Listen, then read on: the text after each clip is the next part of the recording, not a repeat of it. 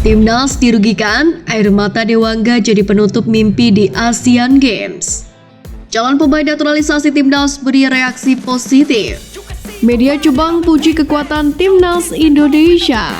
Jadi jangan skip videonya dan simak berita selengkapnya.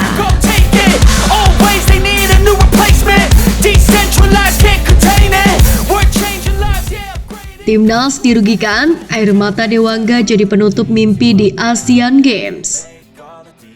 Uzbekistan bermain agresif sejak menit pertama. Indonesia pun tak bisa berkembang dan lebih banyak bertahan.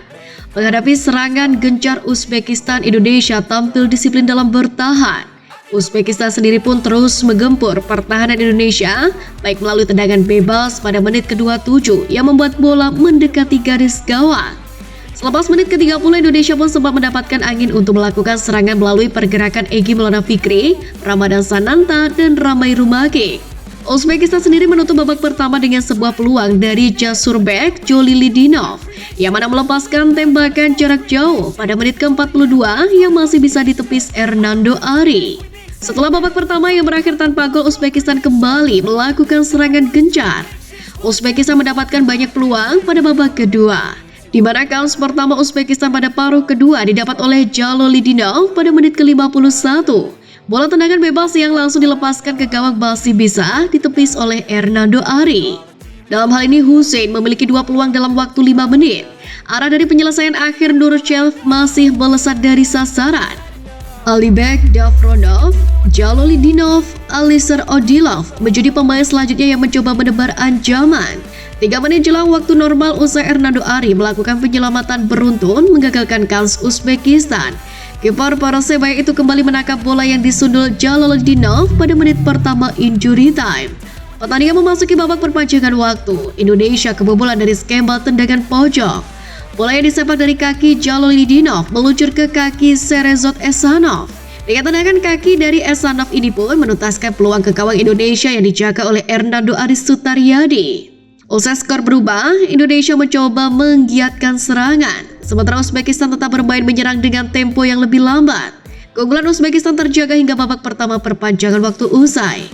Kemudian pada menit ke-110, Indonesia sebenarnya membuat gawang Uzbekistan bergetar, yakni melalui sepakan bebas Rizky Ridho yang disundul oleh Ramadan Sananta. Namun skor tak berubah karena bendera tanda offside berkibar. Protes dilakukan Indonesia, namun wasit tak mengubah keputusan sehingga keunggulan Uzbekistan tetap terjaga. Indonesia sendiri harus bermain dengan 10 orang karena Hugo Samir mendapatkan kartu kuning kedua setelah melakukan pelanggaran kepada salah satu pemain Uzbekistan. Kemudian pada detik akhir waktu normal babak kedua perpanjangan waktu, Esanov kembali membobol gawang Indonesia sehingga Uzbekistan unggul 2-0. Timnas Indonesia sendiri juga dirugikan dengan keputusan wasit yang dianggap tidak tegas kepada pemain lawan. Hal ini terbukti beberapa kali pemain Uzbekistan menggelor waktu dengan membuang bola, namun tak mendapatkan sanksi apapun dari wasit. Usai wasit meniupkan peluit panjang, ada satu pemain yang tampak sangat kecewa dengan hasil ini. Pemain tersebut adalah Alfeandra Dewangga.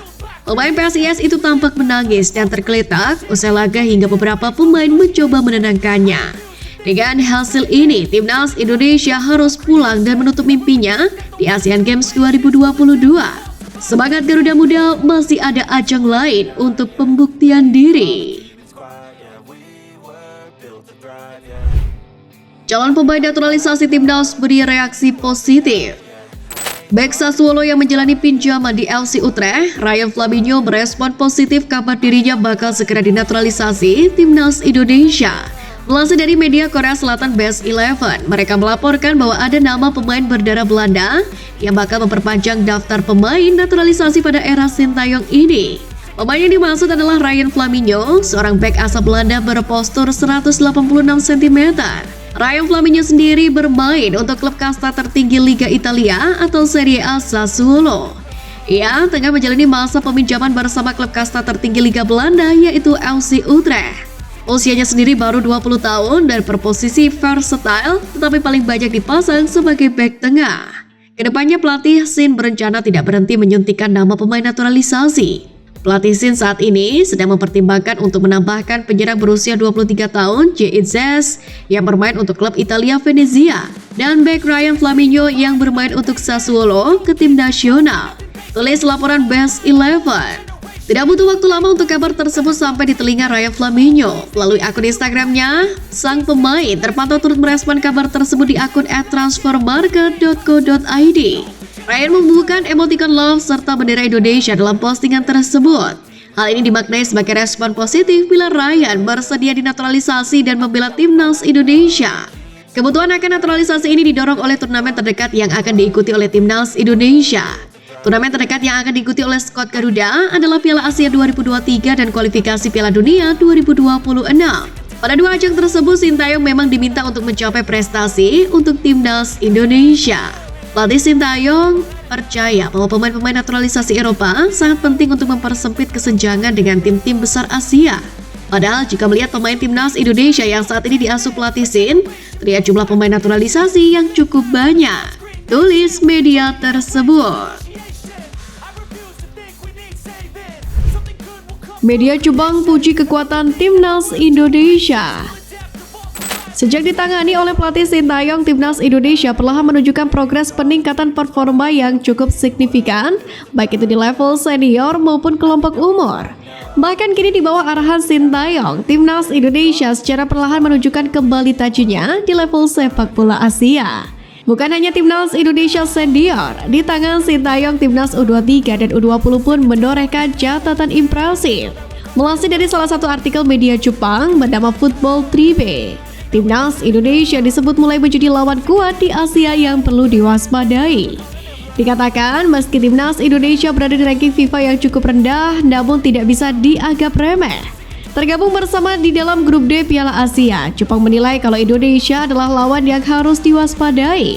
Bukan tanpa alasan, media Jepang Football Tribe tersebut mengungkapkan betapa berbahayanya strategi yang sedang disiapkan oleh Sintayong. Mereka mengatakan apabila strategi naturalisasi yang dilakukan Sin membuat kekuatan skuad Garuda bakal menjadi ancaman besar dalam Piala Asia. Mereka juga menyoroti nama-nama pemain naturalisasi yang sedang ditargetkan oleh Sintayong dan PSSI. Seperti JIZ, Tom Haye, dan Ragnar Oratmangun, yang mana bakal menambah kekuatan timnas Indonesia bila berhasil dinaturalisasi. Bukan cuma itu, pelatih timnas Jepang Hajime Moriyasu pun menganggap apabila grup D memiliki persaingan yang cukup ketat. Dirinya mengaku kalau tidak mau meremehkan lawan-lawan Jepang yang ada di grup D termasuk timnas Indonesia. Saya pikir semua grup itu sulit, menurut saya kami berada di grup yang sulit, kata Moriyasu. Meski memiliki perbedaan kualitas dan pengalaman yang cukup jauh, Moriyasu mengatakan kalau mereka masih perlu kerja keras untuk lolos dari grup D dan bersaing meraih gelar juara Piala Asia. Kendari diuntungkan, Moriyasu menyadari bahwa negara-negara lain memiliki kualitas yang tak kalah bagus, termasuk skuad Garuda. Jadi saya pikir kami juga harus mengambil langkah dan mempersiapkan diri dengan baik. Saya pikir kami harus mewaspadai semua tim. Kami harus melakukan analisis agar dapat mengetahui kekuatan sendiri dan mempelajari kekuatan lawan.